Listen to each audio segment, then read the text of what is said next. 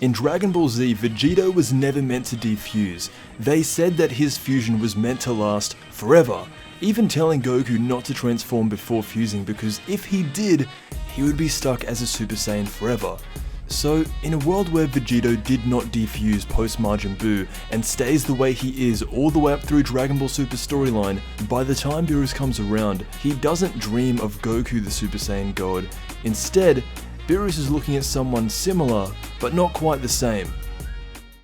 This is the story of Dragon Ball Beyond. Goku and Vegeta have their own lives, and since fusing into Vegito, it's actually stayed that way. You'd think that Bulma and Chi-Chi would do their own fusion to compensate a little bit, but Vegito is sharing both duties pretty well. The events of Dragon Ball Super begin. He goes from farming on the tractor like Goku to the gravity room like Vegeta. However, the gravity room is only 300 times Earth's normal gravity. For Vegeta, that's pretty normal, but for Vegito, that's way too easy, and you can tell because he starts getting bored. Meanwhile, on the edge of the universe, Beerus has his premonition of the Super Saiyan God, but it's not Goku or anyone at the moment. Whis tells him that most of the Saiyans are dead. However, there is one abnormal Saiyan on the planet of the North Kais. So just like in the Battle of Gods movie, Beerus goes to King Kais to find out who he thinks will be the next Super Saiyan God.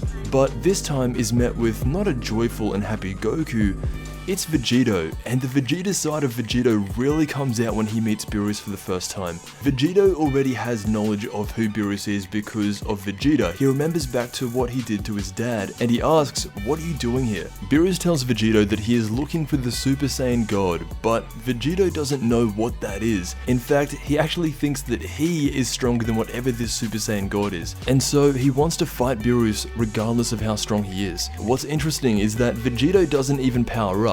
He goes on trying to punch his way through Beerus, but he can't even touch him. In his base form, Vegito is completely outclassed. Eventually he turns Super Saiyan, and Beerus does underestimate him a little bit. As the fight goes on, Vegito gets more and more mad. He punches a hole through the planet and then tears it in two, but all of this damage does nothing to Beerus. Once Beerus gets a gauge on how strong Vegito is, he just says, "That's it, we're done," and he knocks him out, and with that, he goes straight to Earth. What's interesting about Vegito never defusing and going up against Beerus is that in Battle of Gods, they got all the Saiyans they knew, 5, to stand in a circle, hold hands, and make Goku a god. But there needed to be 5, not 4, not 3, not 6, 5. Because Goku and Vegeta are 1, that subtracts one of the Saiyans they have, which means they can't make Vegito a Super Saiyan God. He is going to have to control Beerus with his own raw power. A lot of people think that Vegito from the Goku Black arc, when he had Super Saiyan Blue, wouldn't be able to beat Beerus. So, for a Vegito fresh out of the Buu saga, max power being a Super Saiyan to hold off Beerus, the only way he would be able to hold off Beerus is a Super Saiyan 3